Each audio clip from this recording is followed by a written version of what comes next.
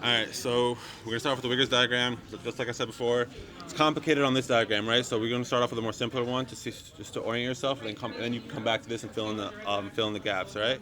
So what I like to do is start at a place that you know. So the thing is, we know, like, when you take high school bio or even wherever you took bio, systole and diastole, right? There's two phases of the cardiac cycle, right?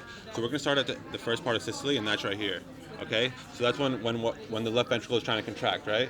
So right here is so left ventricle trying to contract. So you see over here, this one is the left atrial pressure, okay? This will be the left ventricle pressure, and then this will be what, the aorta, right? So when does the mitral valve close? So the mitral valve is initially opening, right? The left atrium is letting blood into the left ventricle, right? And then the left ventricle starts to contract. Initially, the mitral valve is still open at this point. But what happens once the ventricle, at this point, once the ventricular pressure is greater than the atrial pressure, what's going to get shut closed? Mitral valve, right? So, however, the aortic valve is what? It's still closed, correct? So in this phase, you have two valves closed, right? So can volumes change when you have two valves, when you're both doors, if you're in a room and both doors are closed, can anyone walk in or out? No, they're sealed, right? So this is going to be isovolumetric, right? But what are we doing in systole? Are we contracting or relaxing?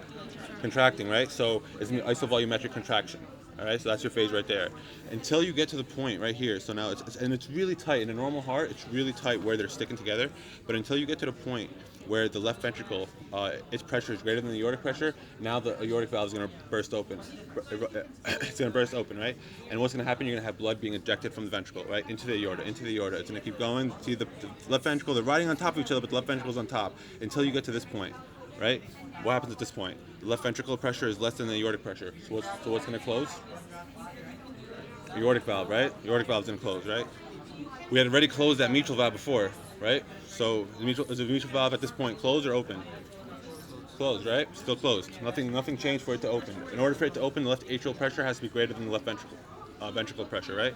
So mitral valve is still closed, and now aortic valve closed. So two valves are closed. Can we have any change of volume? No, right? So what is this going to be? No, contraction, or we just finished contracting?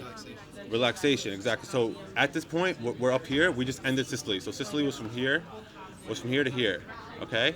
Now we just started. Now we ended systole. Now we're starting diastole. Okay. So we just contracted. We said this one over here was volumetric contraction, right? So over here is gonna be relaxation. So this point right here will be iso relaxation. All right. Does that make sense? All right. So we come down, and then once now the left atrial pressure, right? It goes. Now once left atrial pressure gets greater than the left ventricular pressure, what's going to happen? Open, exactly. So think about it this way. So the blood was isovolumetric relaxation. It was relaxing, right? It was relaxing, and then now the blood. So the blood came around. Okay, it came into the left atrium. Now a bunch of blood is pretty much on this. It already went through the system. Now it's already pretty much hanging onto this left atrium, ready for it to open. As soon as the mitral valve opens, a bunch of blood's going to pour into the left ventricle, right? So that's why as soon as the mitral valve opens, at this phase you're going to have rapid filling. So if I go back to this diagram right here, you see once the mitral valve opens, look at the volume. We have volume over here, we have pressure up here. Look at the volume. It's going to rapidly rise up. That's that rapid filling phase, okay? All right, so there's a lot of pathologies that come in with the wiggers diagram. That's why they love it so much, because it shows a bunch of different pathologies. So you're looking at the normal heart over here, okay? The normal one over here, and then the disease heart over here. What's the difference? What stands out right away? Yeah, so this phase right here, right? So normally the left ventricular pressure only needs to get right on top of the aortic pressure, okay? And then the valves open. Like, remember we said in skeletal muscle, we don't really waste tension. Once we get to the point we need to move, we go. So obviously there's something here causing the pressure for the left ventricle to have to rise to that high, right? Because when does the aortic valve open? The pressure in the left ventricle is higher than pressure in the right. Yeah, right. So pressure left ventricle higher than pressure in the aorta. So there must be something that's making that pressure right there in that valve really high for it to have to go to that high. What can that be? Of what? Aortic stenosis. Yeah, it's not necessarily. It's not. Yeah, it's the valve is stenosed, or like it could be the coarctation of the aorta. Anything that's going to increase. But yeah, for this one, it would be aortic stenosis. Okay, so this is the telltale sign. So whenever you see this big gap, and see how normally it's sealed tight? Whenever you see this big gap right there, aortic stenosis, that's what you're thinking automatically. Then you obviously check everything else, left atrial pressure looks fine, everything else looks fine, you're already thinking aortic stenosis, all right? So then aortic stenosis, it comes with certain things. So like another buzzword that they love is the murmur. I would suggest you guys go to first aid. So if you go to first aid right here, this is from first aid. So if you go to first aid, they have how it looks, how crescendo, decrescendo murmur looks. So it gets rapidly increasing, then goes back down. Let's go check those out, all right? Now over here, what do we think is wrong? Insufficiency. I don't want you to tell me right off the bat what you think is wrong. As far as like what do you think on the graph looks wrong? What looks different? Atrial pressure is higher. On the back is the atrial. Left atrial pressure looks higher than normal, right? You see the space right here? All right, why can that be? No, so guys, think about it this way. Pressure builds whenever there's a point of narrowing. So whenever we vasoconstrict or we have a stenosis or anything, pressure builds up before us. So everything before us is gonna have an increased pressure. Everything after us is gonna have less pressure because less blood is able to go through, right? So if we have left atrial pressure being greater than left ventricular pressure, a lot more than it normally is, there must be something that's causing a backup of pressure, correct? Mitral valve stenosis, right? So that's what's happening. So whenever you have a buildup of pressure of one area, so same thing with when we looked at aortic stenosis, this buildup of pressure, okay, a lot bigger than it normally is, because now the left atrium is going to be under greater pressure. So what does that mean? In order for the left ventricle to shut the mitral valve, it has to pump. It has to be at a greater pressure than it normally is. Okay? So you see, so the telltale sign for mitral stenosis, whenever you see a Wiggers diagram, is that gap. When you see this gap, everything else looks normal, right? Look, this is normal, this looks normal, everything is normal. But when you see this left atrial pressure being higher than it normally is, you see all this space. What else also happens? The mitral valve opens earlier than it normally should. See that? Because of that left atrial pressure being that high. Okay. Same thing with mitral valve stenosis. You have the late diastolic decrescendo murmur. Another big buzzword over here is the opening snap. So when you see that, you're thinking, along with other things, obviously, but just left atrial pressure way greater than left ventricular pressure. All right. Now over here, what are we thinking? What's going on? What looks different? This one's a little trickier. Tell me what's wrong on the. The left atrial pressure is way higher. All right. So what is this? So this on the normal heart, what is this called right here? That point. Atrial, the middle. What that little rise right there? What is that normally called? So. Well, so that the leaflet's going up is right here, right? So that's but right here, there's something called the V wave, right? And that's pretty much that's pretty much the one. So look, blood is getting. Am I at the right one? Yeah, one sec.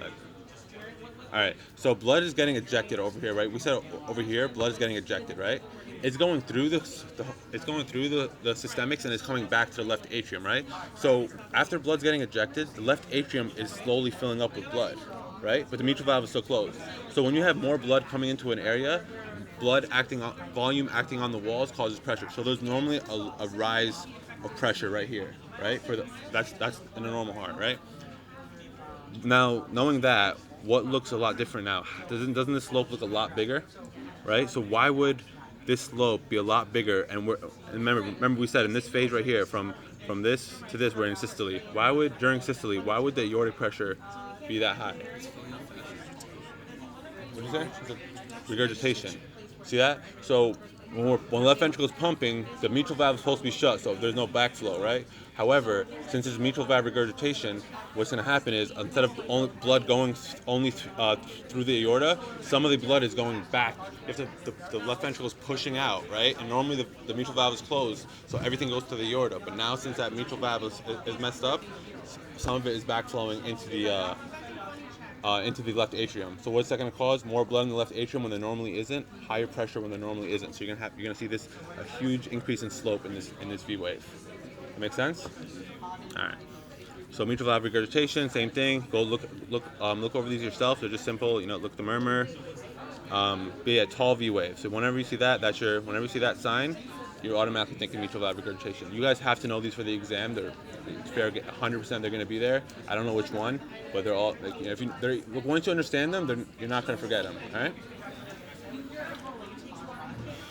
All right, so I thought I had a separate one for this, but essentially, all right, so for aortic valve regurgitation, I wish I had the same setup, but I forgot to put it, I guess. For aortic valve regurgitation, what looks different over here? And try not to read everything. The aortic pressure is descending at a less rapid pace. The peak is way over the beginning. Yeah. So it's what she says, a decrease in diastolic pressure, right? So look right here. So you see how low this came down? Normally it doesn't come down that low, right? What happens? Normally when you pump blood out the left ventricle, right, it goes into the aorta, right, and it goes through into the systemic capillaries. We said the pressure on the walls when the aorta when the left ventricle is relaxing, right? Pressure in the aorta is all the blood that's acting on the aorta in that time, right? However, since you have mutual aortic regurgitation, a lot of the blood is flowing back into the left ventricle, right? So what is that going to do to the aorta? We'll have more blood or less blood? Less blood, right? So more pressure acting on the walls or less pressure acting on the walls? Less pressure. So in aortic valve regurgitation, you're going to have less pressure acting on the wall. So you'll have a way lower diastolic pressure, right? So if I don't change systolic pressure, but I change diastolic pressure, what is that? What variable am I affecting? Pulse pressure, right? What's pulse pressure? Right? Is systolic blood pressure minus diastolic blood pressure, right? So if this stays the same, I'm sorry, the other way. So if systolic stays the same, but diastolic decreases, it's gonna have a what? Increase in pulse pressure, right? So aortic regurgitation, you're looking for a decreased aortic diastolic pressure, all right? And then you're looking for increase in pulse pressure in the stem. Those are keywords you're looking for. And then an early diastolic decrescendo murmur. Guys, I can't stress how important it is for you to memorize the murmur, okay? All right. Now we're moving on to PV loops. Talking. All right, PV loops. Pretty much the same concept with Wiggers diagram. All right, and I'm gonna show you guys. That's why I put this over here, just to show you guys like the similarities. The main difference is we have time. So the PV loops, we don't care, no time. We don't care about time, right? We just care about volume and pressure. So it's pretty much taking this right here, making it on the x-axis, and then keeping the pressure on the y-axis, right? So remember in the Wiggers diagram, we said this was what? This phase right here between the green arrows, the green lines. Contraction, guys. Think about it. That's the beginning of systole. The left ventricular pressure is not going to rise in diastole. It's going to rise in systole when it's contracting. So isovolumetric contraction. Okay. So this is the same point right here.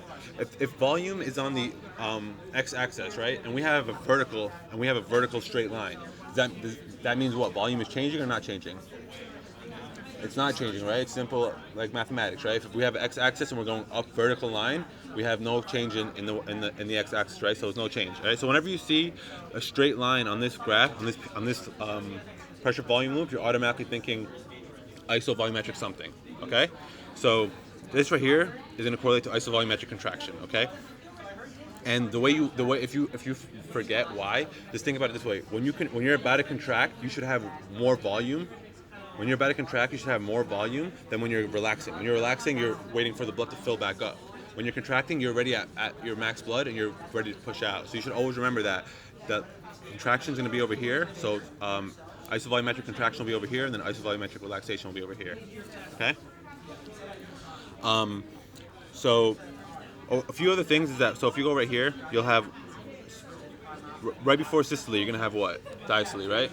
So right before systole is about to start, you're going to have a certain amount of volume, right? So simply we call that volume end diastolic volume. It's really that simple. The EDV is that simple. It's literally, as soon as we end diastole, we're about to start systole, we have end diastolic volume, okay? All right, so we contract. Remember how we did it, and remember what Murray said for the muscle tension? So the muscle tension curves? We're at a certain preload, right? We contract until we get to the afterload, and then once we get to the afterload, what do? We shorten and we come back, right? So why did we go over here? Why couldn't we come over here? Total tension, right? So the same thing works with the heart. It's bounded by total tension, right? So total tension, and it's bounded by its maximum, by its stretch, right? So pretty much when the heart pumps, right? So systole is going to be all this from red. All right, so this is going to be the end systolic pressure. If we're talking about pressure, this will be the pressure. This would be the end systolic what? If we're caring about the x-axis, volume, right? So end systolic volume, end systolic pressure, right? So it turns out that the pressure at the end of systole is what dictates what this line is. So the reason why they have that line, and so you don't really need to know this, but essentially, like, if you take an experiment and you stop the heart at the end of systole, right, where it is, and while because at this point all chambers are closed, right, and you injected the heart with blood, with added more volume, the pressure would just go off. If you keep say we added a little bit of blood, it would go to this marker. Say we added a little more blood, it would go to this marker. Say we added a little more blood, it would go to this marker. So they realized that there was a line that bound the heart at that pressure. So that's why it's called the end systolic pressure volume relationship. All right, and the same thing goes with the end diastolic pressure volume relationship. So at the end of diastole, we're right here. Say we stopped the heart and say we kept stretching it, and then you measured the pressure. It would just constantly be going up this line. So they figured out this line would be the end diastolic pressure volume relationship. Okay, so one's for volume, one's for pressure. But so essentially, I want you guys to think of them the same way as we talked about muscle phys, as like what's bounding our cardiac cycle, what's bounding our contraction. All right. So it's important for you guys to be able to go through the pressure volume loop and just know what's happening at each time, right? So initially, this was the same point as at this point over here, right? What did we say was happening when the heart started contracting? What needed to mitral valve closed, right? So the same thing. Mitral valve right here was closed, and right here, mitral valve is going to be closed. All right. Okay. Now over here, what happens? Aortic valve opens, right? That was the same point right here, right? Aortic valve opens. All right. Next one. What's happening at this point? Closed, right? Okay. And now, what's happening at this point? Open. Exactly. You guys, that's what it is pretty much. Just taking the Wiggers diagram and the cardiac cycle and putting it on a different sort of graph. Okay. So we also remember how we said that when you close mitral valve, the closure of the mitral valve is going to cause what? Is going to cause that's what S1 is, right? And then the closure of the aortic valve is S2, right? So we're talking about the left ventricle as far as the left part of the heart goes. Okay, there's obviously tricuspid valve as well, but we're worrying about the left. Okay, so I want you guys to be able to associate the heart when the heart sound will be heard as well. Okay. So like I said before, in the red right there, that's systole. In the green, that's diastole. It's important to know these relationships, right? Because they could ask you simple questions about relaxation and contraction. Once you know which part is systole and which part is diastole, you know what's happening at each part. Okay, and then with the knowledge of all the valves, you should be able to tackle any question. Once you understand these concepts, they can throw anything at you, and you'll get it right away. All right. So I want you guys to go home, make sure after this you guys go back and practice. All right. So this is what I was telling you guys about. So end diastolic volume, and then end systolic volume, right? So if you take the difference of end diastolic volume, so think about it this way: this was when the heart was filled after diastole, right? Before we started contracting, that was the EDV, right? And then, and this is a simple question: what physiological process happened in between these 2 points to get from here to here? The heart to go from end diastolic volume essentially to go up and back here at this point. What process? Contraction, right? The heart contracting, right? So how can we tell the amount of blood that the heart contracted in that one pump, in that one cycle? What would be subtracting, right? So where we were before we started contraction to the volume because we don't empty the blood. The heart doesn't empty all of its blood, right? So where we were before contraction to where we are after contraction. So we take the difference of EDV and ESV, we're going to get stroke volume. So whenever you see the horizontal width of the pressure volume loop is telling you stroke volume. So if you see a situation in a question where the horizontal width decreases, right, what are you thinking? Decreased stroke volume. Anything that's decreasing stroke volume, so you might be decreasing contractility, whatever it may be. So whenever you see this decreasing stroke volume, whenever you see the horizontal width is going to increase, and I'll show you guys different scenarios of each one. All right, and then remember, same thing. You guys, I know you guys were strong with muscle phys when we did it, but preload it's right here. So at the end so that's why the end diastolic volume is on this preload / that we got the ESV PR curve. So since it's on that same curve, it's end diastolic volume is your preload, right? So if you increase end diastolic volume, it's the same thing as we said we stretch the muscle. Think about it. If you're filling up the muscle tissue is stretchable, right? Fill it up with more blood, it's going to be stretched, right? Same concept. So but the end diastolic volume is that maximal stretch that we're at in a given contraction cycle. So if we increase end diastolic volume, we're increasing preload, right? All right, so there's a lot of PV loop parameters, and pretty much how you guys could change, how we could change it. So normally they're all intercalated, but like so in question stems, they'll usually tell you whether they want we're talking about a general contraction or if we're isolating it. Okay, so if you isolate all these changes, technically they could have their own set of parameters, but usually it all happens together. But so we'll see different scenarios. So if you increase your preload, right? So if you have an increase in preload, what do you have? An increase in what? End diastolic, end diastolic. But let's go for step by step. So you have an increase of end diastolic volume, right? You have an increase in end diastolic volume, so you're going farther. Nothing happened to your. Well, technically, contraction was always going to increase when you in a real heart when you increase your preload, right? But we isolated everything to keep everything else the same. So you increasing end diastolic volume, you didn't change anything. So your contractility power is still there. Everything is the same. All that's been happening is you're going wider on this graph, right? Does that make sense? So this was our initial EDV, and our new EDV is right here. All we did was just change EDV, made it wider. That's it. Increased stroke volume, right? Afterload changes. So, what did we say afterload was? Afterload.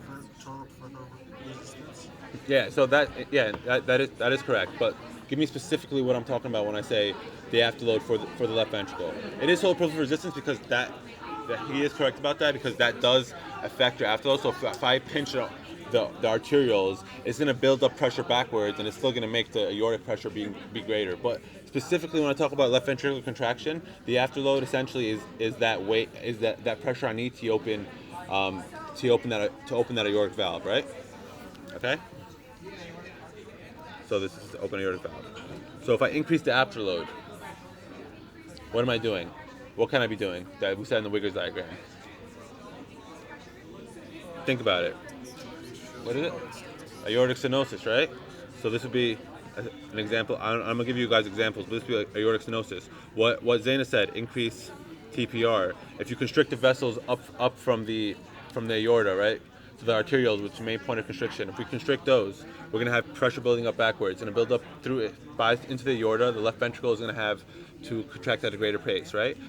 So let's see if I have this. All right, let's go back over here. So the left ventricle is going to have to contract greater, and then So how does this affect stroke volume? Is that like the same thing where you have like less myosin heads to interact with? So Yeah. So I'm about to show you guys that relationship right now. So how does stroke volume affect it? Decrease, right? So how is end diastolic volume affected? Stays the same. Good, right? So remember how we said that. So normally, I'll go over here.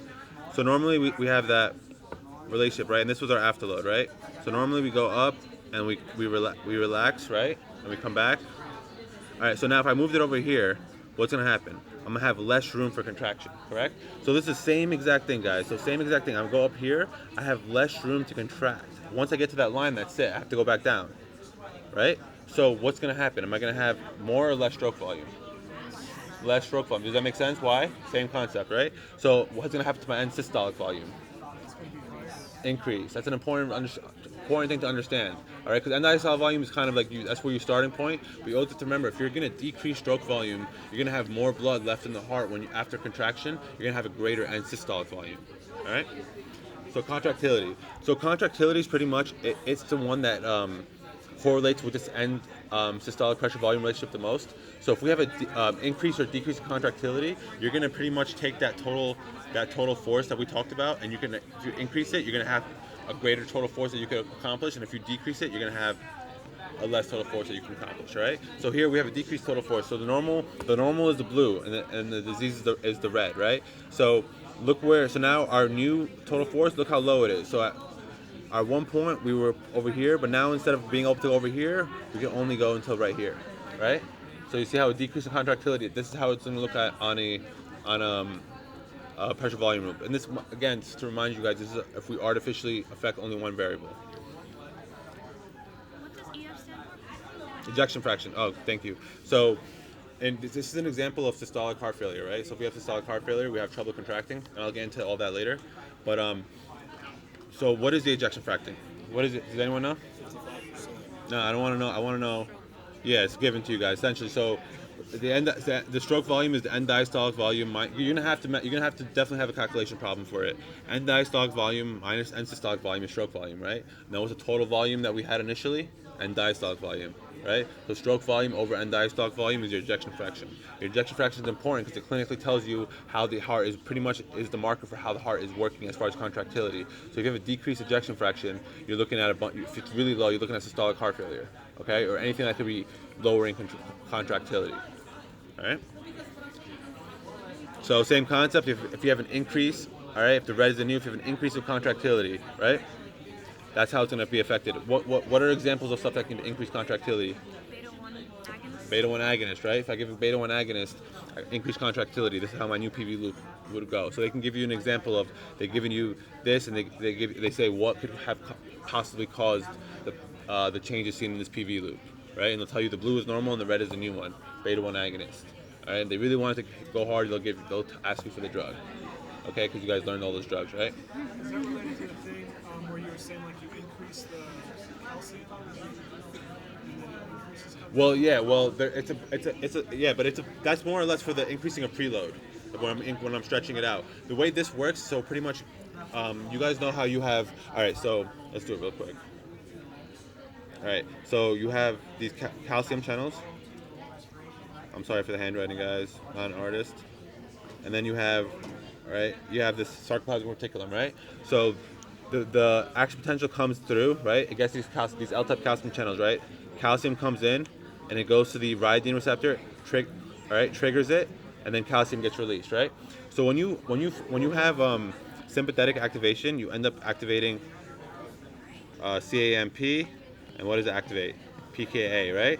And what does PKA do? It phosphorylates things, and depending on what it phosphorylates, it has different effects. So it's going to phosphorylate this L-type channel, right? So what is that going to make it do? It's going to open greater. It's going to allow more calcium in, right? It's also now more calcium comes in, more calcium gets triggered to release from the Ca2 plus, right? So so more calcium comes down. We said the amount of calcium is proportional to the amount of contraction, the force of contraction that we have, right? We said that from our last module, right? So what else does it do now? So also when you come to end contraction. So this is called what? What is that called when you positive what? When you increase contraction? Ionotropy, right? So this how to remember that?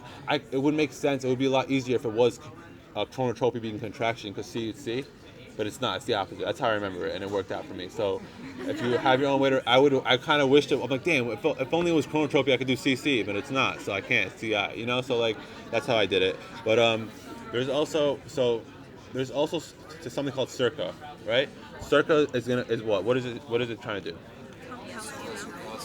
Back into exactly. So if we phosphorylate circa and have it work more effectively, all right, we're gonna pump more calcium back into the sarcoplasmic reticulum, so we could start our next cycle. So if we have a faster relaxation, we're gonna be able to contract again, right?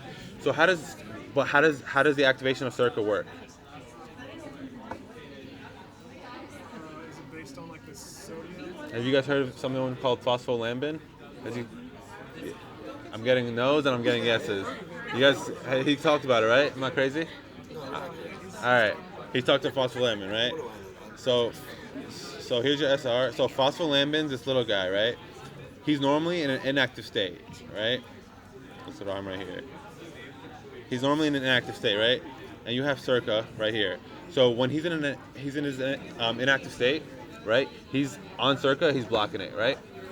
When he's in his active state, he's on circa and he's blocking it. Normally he's active, right? When PKA, when it comes and it phosphorylates phospholambin, okay, it's gonna put it in its inactive state, and it's gonna allow circa to work a lot better now, okay? And just go back and look at that phospholambin slide. It's important. And so when you have faster relaxation, what is this called? Positive what? Lusitropy. Lusitropy. So this is how you have positive lusitropy. Okay, make sense? All right. So what's compliance?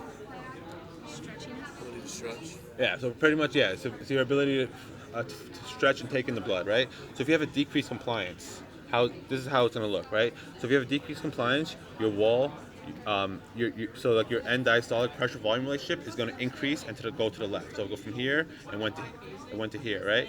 So what does that mean? Do we have a greater end diastolic volume or a lower?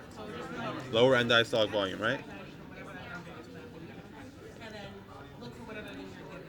And then, so decrease end diastolic volume. However, look at the pressure.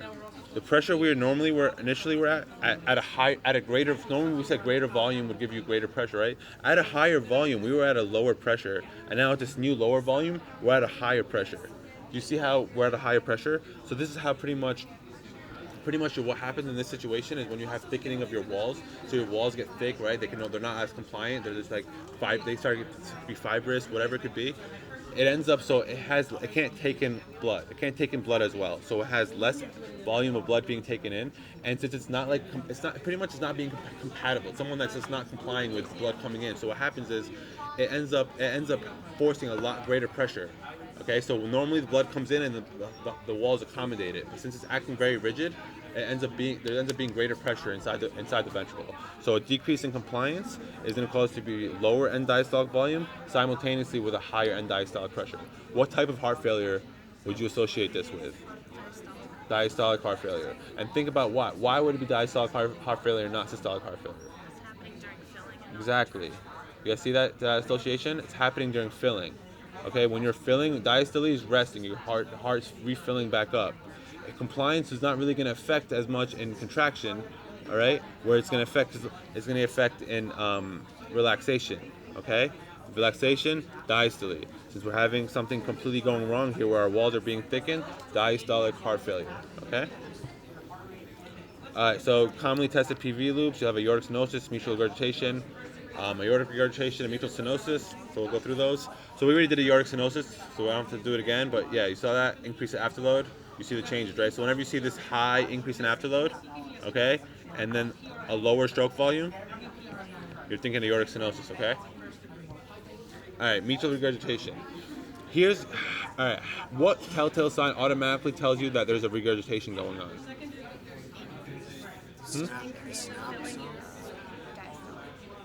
Increased.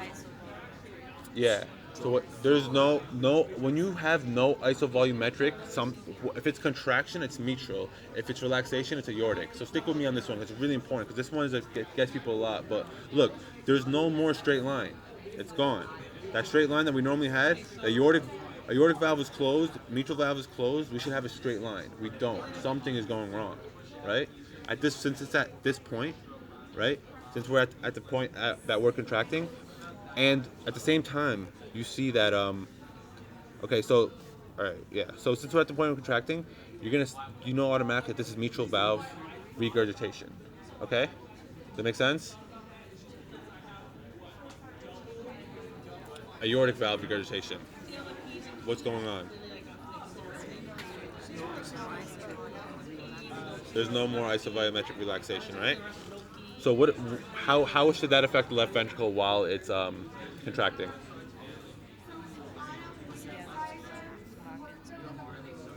What is it? So while it's Need more blood. There's gonna be more blood in the left ventricle. What? There's gonna be blood flowing back in the left. Exactly, right? So once it contracts, right? So at this point, there's supposed to be isovolumetric relaxation, right? The aortic valve is supposed to be closed, okay? The aortic valve is supposed to be closed. The mitral valve is closed. It should be a straight line. However, since the aortic valve, all right, there's something wrong with it. It's regurgitating back in, right? The blood's coming back in. As you're filling it back up, you're constantly filling volume. Look at this red line. It's not going. So you start off at this volume when you started relaxing, and then you ended up at this volume when you ended relaxing. It should have been isovolumetric. Since if you lose your isovolumetric, memorize that. If you lose your isovolumetric relaxation, you have aortic regurgitation. Okay. If you lose your isovolumetric contraction, you're thinking mitral regurgitation. As far as PV loops go, okay.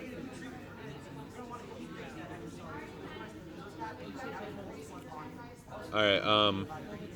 Mitral stenosis, pretty much ventricles can't fill properly. So think about it.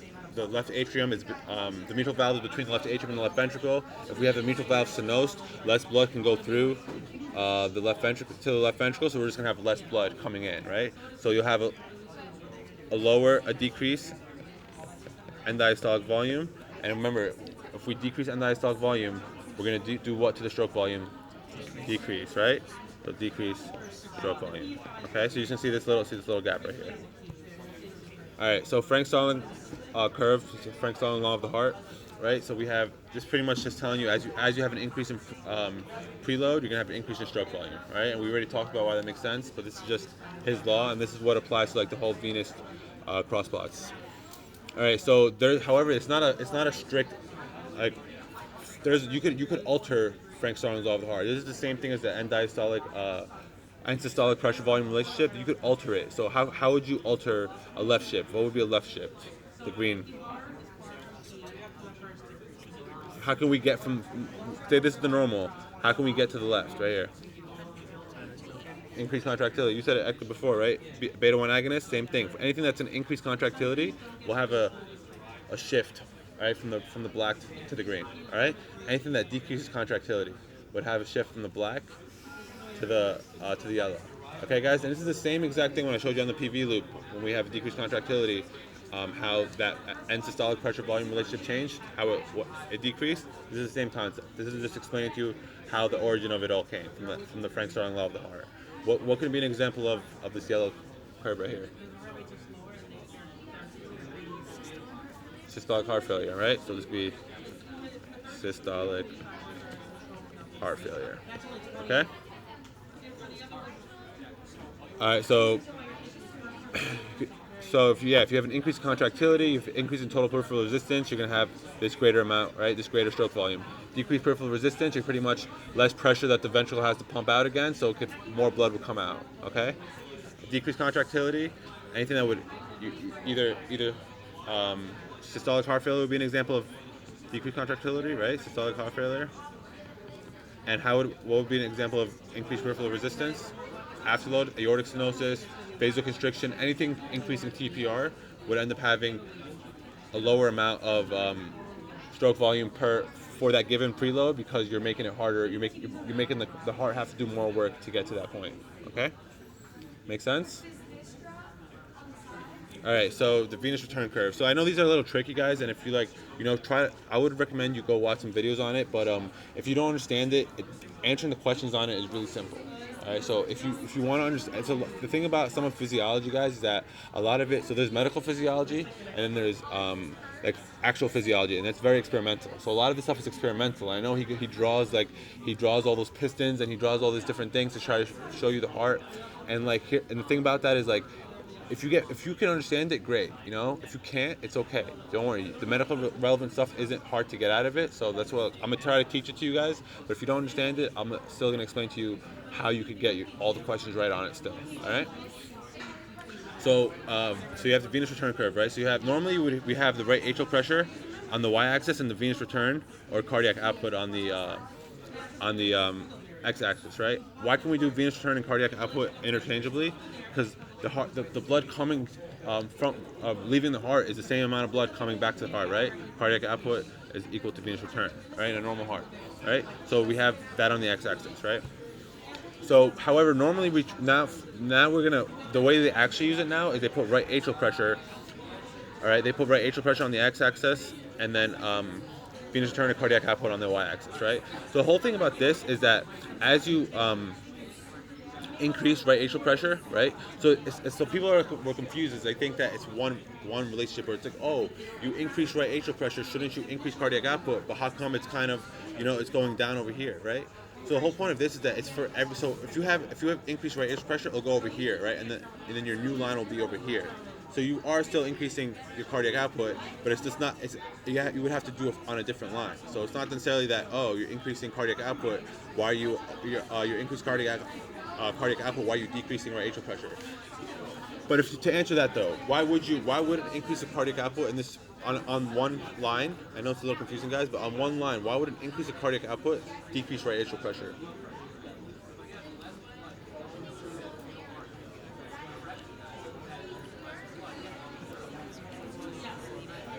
Yeah, so essentially, when the right atrium, and when you have an increase in cardiac output, more blood has left the right atrium through the right ventricle to the left ventricle, right? More blood has left the right atrium, and more blood is being pumped out at any given moment, right? There's less blood in the right atrium in that exact moment because that blood had come from the right atrium, right? That's where the blood is coming from the systemic capillaries to the right atrium. So if there's more cardiac output, there's automatically at that given moment there's less blood in the right atrium. Does that make sense? I know it's a little difficult concept to understand. That makes sense, right? So if you have more blood being pumped out, you have less blood in the right atrium. If you have less blood in the right atrium, you have more or less pressure and force acting on the walls of the left atrium, of the right atrium. Less, right? So more blood, so increase cardiac output, right? You're gonna decrease right atrial pressure. Okay? However, we end up doing it on this graph because they want to put the cardiac performance curve, which is pretty much Frank Starling's law of the heart, and the venous return curve on the same graph, right? So they switched it up, but it's the same exact thing. But they did figure out at a point where you have zero cardiac output. What is this called? MSFP, right? MSFP. So what is that? So when can we have zero cardiac output, guys? No. So understand this is an experimental process. Oh, sick. Let's go. Here they come. They're gonna see. Coming back. Let's see this. All right. So mean systemic filling pressure, right? So we obviously can't have zero cardiac output, right? So this is obviously a fixed situation. But let's hypothetically say that let's draw the heart out like the way Clunes did it so we can understand it, right?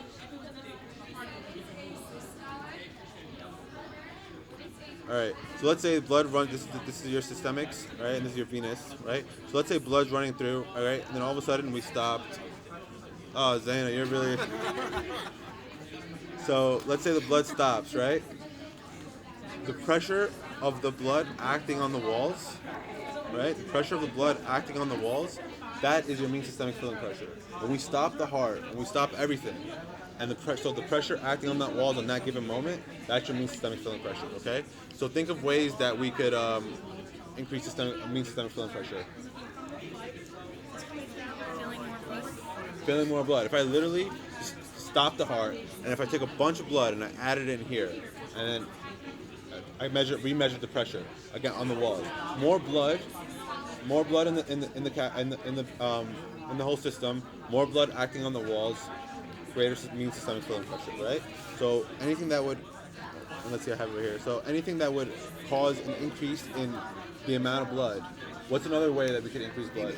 Venous. Thank you. Venoconstriction, right? All right, so yeah, venous constriction, right? So you guys understand why venous constriction increases venous return? Does everyone get that? No. All right. So normally, all right. So your arteries, your arterial system, they're like rigid, right? Very rigid, right? Very rigid walls. So when blood comes in, it's bouncing off these walls and it's going through. They're meant to handle a high pressure system, right? Blood's coming from the left ventricles, pumping at 120 into the aorta, and it's rushing through. So these walls need to be very thick and sturdy. Elastics, they bend, they take it in, and they come back, right? However, by the time it gets to the capillaries, the blood at the capillaries has to move very slow, right? Because remember the cross-sectional area, the greater cross-sectional area. The greater cross-sectional area will be slower velocity, right? So the blood, by the time it gets to the capillaries, it's really slow.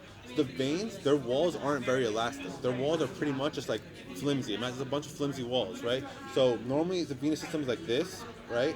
And then you have like the flimsy walls, right? Right. So what happens is these flimsy walls, they end up being like a reservoir of blood. So a lot of blood just pools into these walls, and the other blood keeps going to the venous back to the heart, right? As soon as you venoconstrict, what you do is you take all that blood that's chilling in the walls and you push it into the system. Just imagine just taking your hands like this and just pushing everything back into the system. So now all this blood from over here comes rushing through, and blood that was just hanging out in the walls is coming into the system. Going direct, since it's already at the venous system, it's going directly to the heart, right? While over here in the arterial system, when there's no blood in the chilling in the walls, right? So when you vasoconstrict, all you're doing is you're just going to increase that pressure, right? You're just going to increase that pressure that's before it when you vasoconstrict, because the walls are already elastic and sturdy. They're not a reservoir for blood. They're not holding any blood. So when you vasoconstrict, so remember that vasoconstriction. So I want you to make this association. So vaso, all right, is going to increase TPR. All right, veno, all right, is going to increase venous return. Make sense? All right. So why? So when we increase or decrease total peripheral resistance, this is one of the few ones, and for the class, just know this one specifically is the one that changes the slope, but it doesn't change the mean systemic filling pressure. Okay? You guys notice that? So when we have it, so the black is normal, right? The yellow would be what? Increase or decrease TPR? The yellow. Why would we have, if we have an increased TPR, we're gonna have less blood being able to flow through, less blood coming back to the heart. Make sense? Right? So if you if you increase TPR, you're gonna be the yellow line. If you decrease TPR, you're gonna be that green line. Can you explain real quick just what total peripheral resistance is? All right. So total peripheral resistance is essentially the resistance in your arterial system, right? So it's pretty much like how hard it is for the blood to go through, right? How difficult it is, right? The resistance is facing, right? So what are things that can increase your resistance? The main thing is you're decreasing your radius, right? So if you vasoconstrict, you're constricting. So if this is your artery normally, right?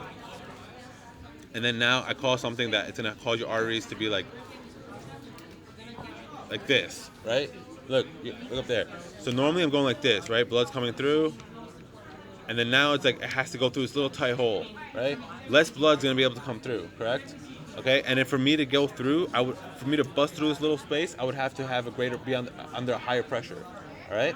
So that's pretty much total peripheral resistance. Whenever you're thinking of total peripheral resistance, you're thinking of the arterial system. You're constricting the arterial system. Anything that's causing a backup of pressure in the arterial system. Okay? Think of your arterial system like a hose, right? If I step on a hose, if I slightly step on a hose, not hard, if I slightly step on it, right, less water is gonna be flowing through, right? As soon as I open up the hose, though, more water is gonna come up, right? If you step on a hose slightly and you go farther back from the hose, you're gonna feel. If you hear it, you can hear a lot of that rushing sound at that point, because you're gonna have more pressure, more blood being built up backwards from that point of constriction, less blood coming through forwards. If I go forward, I'm gonna see less water coming in, under less pressure. If I go back, I'm gonna hear a greater pressure. Same concept with your blood vessels. At that point of constriction, right, you're gonna have a lot. But since the blood vessels are lined up with alpha 1s, when they constrict, it's constricting all over your arterial system, right? So you're having increase of total peripheral resistance, right? But why does your mean systemic filling pressure, why doesn't it change in total peripheral resistance? And remember, let's go back to an experimental condition, guys. Why does your mean systemic filling pressure not change when we affect total peripheral resistance? Can you give an example about the room, an effect from this area of the pipe will affect all of it? It's essential. Yeah. So exactly. So the blood is not moving, right? The blood's not moving in the heart, in this piston, whatever he drew out for you guys. It's not moving anymore, right? In the whole system, there's no blood moving. If I pinch up one part of the arterial system, and I'm measuring the pressure in the right atrium at that time, right? Is this pinching of a non-moving system? Is it going to affect that pressure that I'm taking from the right atrium? No, right? So that's why TPR is not affected in mean systemic filling pressure is not affected by TPR. So you only change the slope. Whereas when we change the blood volume, we just literally took the same exact slope, but we just moved to the right or to the left. So, all right. But for this, we're staying at the same exact one. So when you see this kind of change, guys, on an exam, they give you this, and they give you the green arrow, the green line. I mean, you look and you see it stemming from the same exact mean systemic filling pressure. You're automatically thinking TPR. If it's a greater slope, okay, you're thinking a decrease in TPR. Okay, if it's a lower slope, you're thinking an increase in TPR. Okay. All right. So the reason why, again, why they changed the whole system up was so they could put both of these on. Let me see what I have over here. All right. The reason why they changed it up so they could put both of these on the graph, right, together. So they said, if we put it this way, right, atrial pressure, we could put both these graphs together, because initially they were arguing which curve pretty much dictated the cardiac output of the heart, right? And then they were, whether it's the venous return curve, is the venous return is what matters for cardiac output, or is it our contractility and stroke volume? Is that what matters for cardiac output? And they realized that it was actually both of them. So they put them both on the same graph, and the point of intersection, right? The point of intersection of both these curves, that's your cardiac output at that given time in your body, right? That's what your body is normally trying to function at. So whenever you see, and even when something changes, so what they ended up realizing that both these systems are working together, right? So if you have a decrease in cardiac output, one second, let me just erase.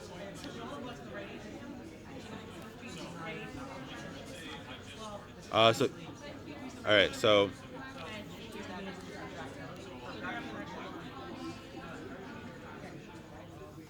if you have a decrease in cardiac output, right? What's happening?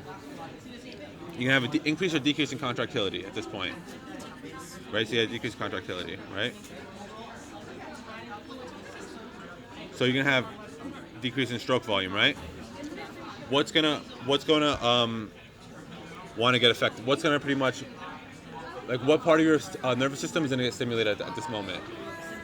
Sympathetics, right? You're gonna increase in sympathetics. How is the sympathetics gonna affect? So we pretty much these two systems, the cardiac output system and the venous return system, they're trying to compensate for each other, right? So how can the venous return system compensate for the venous venoconstriction, right? So if we have increased venoconstriction, right? What's going to end up happening? We're going to move to the right or left on this the vascular function, the venous return curve. Are we moving to the right or left? If we have a venoconstriction, we move to the right, correct? All right. So we're over here. So now, let's hypothetically say this venous return, let's say it didn't compensate, right? Let's say the venous return curve didn't compensate for the cardiac output. Where would the cardiac output have went? It would have went straight down, right? But since this new curve, right? Since the venous return curve, the venous system compensated for us, we're now at this new intersection point. We're over here, right? So our new cardiac output is going to be right there. You see that? I know it's a little difficult concept, but I would recommend you guys to go back and resonic him, go on YouTube, watch the videos, and I'll probably, because of time, I'm gonna try to move on, but I could come back to you guys. We could do this again next week, or I could try to spend a little more time on it. But like I said, the important parts is how different, pretty much how different parameters of your heart, so different conditions that we're in, how they would look on this. So we saw that TPR is going to stay the same, mean systemic filling pressure, increase, decrease slope, right? We see that increasing venomotor tone or decreasing venous return is going to either go right shift or left shift, right? All right, we saw that, right? So we know how it changes. That's what you guys need to take out for the exam, right? So you want to be able to see the new line that they're going to give you, they're going to give you the cross plot, right? And they'll give you a new line. They tell you, and they'll point to this line, and they say, what's a possibility for this? And you have to look at it, and you understand that you're having the decrease in the cardiac performance curve, right? And then you could be like systolic heart failure. Now, what would be the compensation for this? Increased venous return, right? And how does the increased venous return happen? What ends up happening when you have the venoconstriction, but you also have, over long term, you're going to have increased did they teach you guys the renin-angiotensin system? Okay. All right. So renin-angiotensin system, they're going to have, if you have an increase in the RAS system, they showed you guys everything? All right, so you guys have to have that system, and it's gonna come back again hard and renal. So if you have it down now, it makes renal a lot easier. All right, what time is it? 8:02. All right. All right. You guys want to stay for like 2 more minutes? All right. So heart failure. The thing about heart failure, automatically, guys, the main thing you're looking for is a decrease in cardiac output. All right, decreased cardiac output. That's what you're looking for. All right, but now there's two reasons for it. We said there's a systolic heart failure or a diastolic heart failure. But the hallmark for it is a low cardiac output, and you're also going to have an increase in your end diastolic pressure. All right, that's both for both of them, no matter what. I want you guys to think of heart failure like this, right?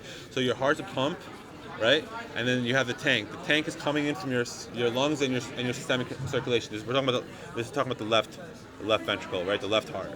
So left heart, right? So your heart's a pump, and then your systemics in your lungs. This is your tank, right? So this is how your hearts normally function, right? As blood, so normally, right? Normally blood comes in, right? So think of the water coming in.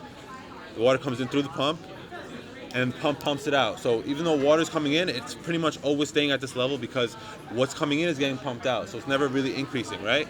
When you have a problem with the pump, what's happening? Water's coming in this situation, same thing, water's coming in, right? Pump's not working as efficiently, right? So less water's coming out, right? But more water's still coming in. So we're gonna have a rise, right? Eventually, keep going, right? This failure keeps happening, right? Water keeps coming in. Now what happened? We have water overflow. So think about it like this. Same concept now. So now the heart, right? It was a pump. The lungs and the veins, it was a tank, right? When the blood pours back into the lungs, into the tank, what is going on? What are we having? Edema, right? So why are we having edema? So if put it this way, if the and I'm just gonna draw it out for you real quick. All right. So this is the pulmonary capillary, right? It's connected here. This is the left atrium, right? And this makes, don't think of it like anatomically correct at all, right? But right ventricle, right? So what happens is blood ends up not being able to be pumped out of the left ventricle, all right? Whether it's for filling or whether it's for lack of contraction. What's going to build up? Blood's going to build up where? Pressure's going to build up in the left atrium, right? Blood essentially is not. It's going to, like we did with the tank. It's going to fill up in the left ventricle. Eventually, it's going to have to back up somewhere. Where's the blood backing up? Left atrium, right? From the left atrium, where is it backing up? Pulmonary capillaries, right? In the pulmonary capillaries, normally we have right here, right? Your pulmonary capillary pressure, your hydrostatic pressure. It's what tries to push, right? It tries to push the blood out into the interstitial fluid. Normally, there's opposing forces that keep it in as well. Normally, these forces are equal and opposite, right? However, when you increase, this is like normally around like 5. When you increase this left atrial pressure and the pressure backs up into the pulmonary circulation, this is going to go to like a number like 25. So what ends up happening? Blood ends up pooling out of the pulmonary capillaries into the interstitial space. So this is called pulmonary edema. So that's one hallmark feature of heart failure, right? Pulmonary edema. Now let's say it continues going. Heart failure continues. Blood's gonna pull back where? Right ventricle, right? Right ventricle. Now right ventricle is gonna try to contract. It's contracting. Blood's still coming back because the left ventricle is not doing anything. So what happens? Right ventricle can't. Now right ventricle is overwhelmed. It's having trouble contracting. Blood backs up into the right atrium and into the veins, right? So now we go into the veins. So now we go all the way. Now we're at the level of the capillaries and the tissues. So blood's normally coming here, and it's exchanging right at a normal rate.